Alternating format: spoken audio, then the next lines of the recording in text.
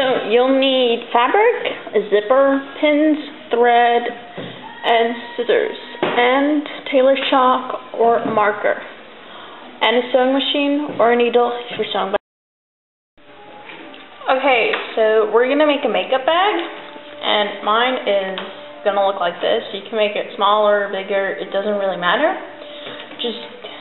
I've already started, but we'll try to do the best we can.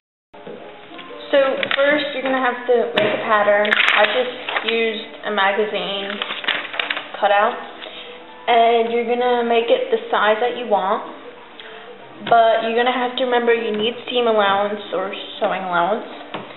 So make it just a little bigger than how you want it, and this will be mine. So you're going to take your pattern, place it down. If you want, you can pin it, but I'm just showing. Then take your marker and trace around it, or with tailor's chalk. I like using marker, but it's washable. Then take your scissors and cut along, and you'll have a piece. You need for each fabric, the inside and the outside, unless you want them all the same, 2 of these.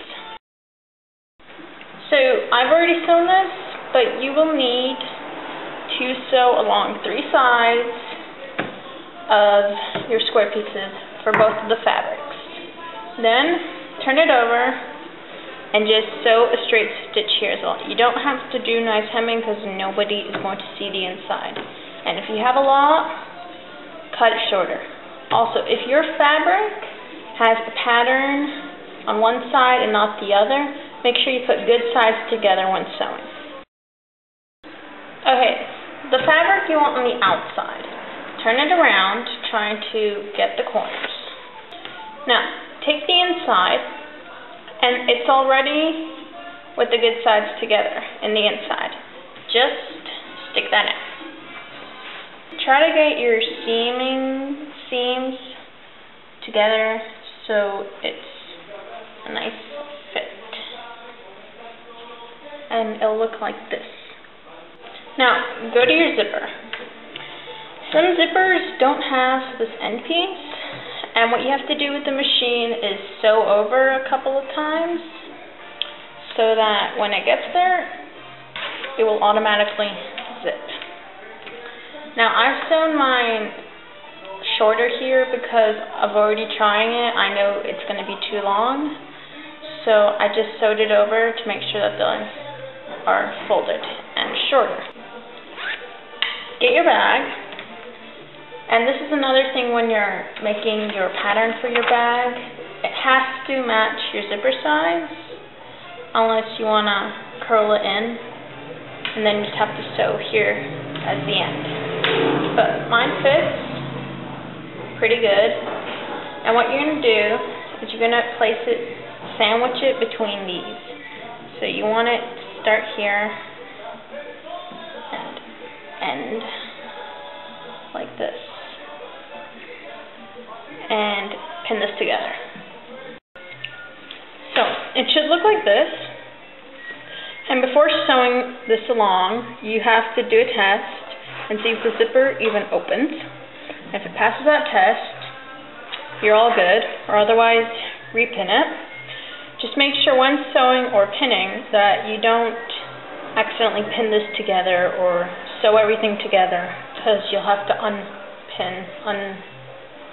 take it apart, and it's really annoying. Alright, so I have sewn this, and now we're going to put this in between these 2 fabrics so it looks something like this. This might be a bit tricky, so take your time. First, open the zipper up, and same principle as before, tuck it in between these 2 fabrics and pin it together. Now, while you're pinning, or after you've pinned, you're going to have to check and make sure that this pinning is aligned so that the zipper still perfectly closes. Okay, so while pinning, I realized 2 mistakes from which you guys can benefit from. So when making your pattern, first of all, decide the length should be as wide as the zipper, right? You're going to have to actually make it as wide as the zipper teeth. By me making it now, I realize that I'm going to have to sew that together because the zipper is only that wide. So when making yours, keep that in mind. Also, another thing, when I was sewing this line together with the zipper, I also, just to make sure, sewed over this line. You cannot do that because otherwise you can't put the zipper in here. So keep that in mind, and I had to unpick. If you'd rather unpick, it's up to you. So, I solved this problem, and there's no hole anymore. Something else I want to do is I want the inside to stay where it is and not be able to come out. So I've pinned the corners, making sure that the inside is also pinned. I've just pinned that in to keep everything in line. And my mom for Christmas bought me a really fancy machine that can do flowers and hearts. So I'm going to do a flower or heart onto the sides so that the inside of the bag stays in the inside. If you don't have a fancy machine, first of all, you don't even have to do this step. If you want the bags to be able to come out, that's fine. You can do that. It's all up to you. But if you want to do it and you don't have a fancy machine, just straight stitch it, or with your own hand stitch some nice design on it, or zigzag. It's up to you. But a nice thing to do is use a nice matching color.